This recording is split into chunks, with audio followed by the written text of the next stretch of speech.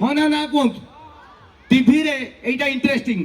TV रे गोटे गोटे जिनसर आडभर्टाइज दउची आपण जानि गोटा छुआ देखिबा कथा नुह मुझे जिनस ना कहूनी आपण माने बुझ सारिबेनी जे साप फाप छाड़ो तो मु कहू नाही जदि से एडवर्टाइज देला बेले छुआटे बसची बापा माँ ठाकुर को डाकुचंदी बाळुंगा न देखू साला टीवी वाला एई बेलिया दबार थिला बे छुआ तू पळा से बेलिया ठिया कहियो मा एटा किस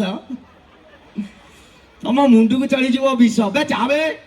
बे पाठ पढ़ी बुझा तो मास्टर पाठ देली कि धन परा पानी गिलास आनी को आमे भावुचे छुआ किछि जानंतिनी साला सबू जानिचन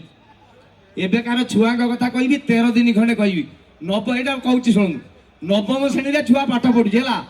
नवम श्रेणी पाठ पढ़ुचे परीक्षा अच्छी सारे कहते काली परीक्षा हम आसो सब सी बालुगा दिने पाठ पढ़े ना आसिक माँ को कहला लो माँ सारे कहते काली अच्छी परीक्षा साहित्य अच्छी आउ रचना पढ़ो रचना कौन लो माँ माँ कहला तू रचना जानू ना जो सिद्धांत रचना माँ कहला काठफाड़िया देखीचु अभद्र पिटी भी धाई पड़े तू नवम श्रेणी पाठ पढ़लुनि तू जानू ना रचना कौन कहू सिद्धांत रचना अभद्र आबे रचना माने एसे जो विषय पढ़ी जहाँ जानी 5 धाड़ी लिखिदेबू सैला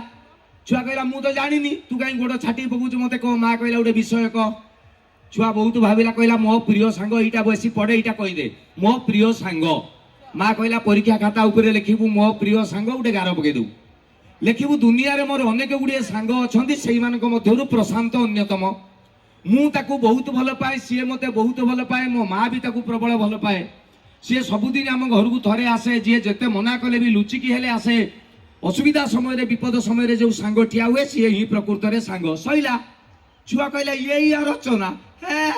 काली देख मु छता करदेवी कहीं पड़ेला तापर दिन परीक्षा हल भितर बस क्वेश्चन पड़े आईला ता बापा कौन क्वेश्चन तैयारी कर प्रिय सांग पढ़ी ना ही कहला शला मरीगली मुझे शिखिकी कौन करी देखला गाईर आत्मकाणी